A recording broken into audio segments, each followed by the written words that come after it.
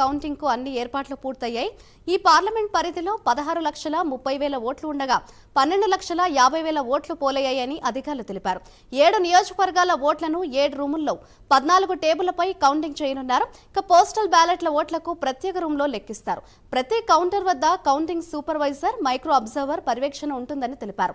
Khammam assembly నియోజకవర్గంలో అత్యధికంగా 355 polling కేంద్రాలు ఉండటం వల్ల 18 టేబుల్స్ లో కౌంటింగ్ చేయనున్నారు. ఇక అశ్వరావుపేట నియోజకవర్గంలో తక్కువగా 184 పోలింగ్ కేంద్రాలు ఉండటంతో 13 రౌండ్లలో కౌంటింగ్ పూర్తి చేస్తారు.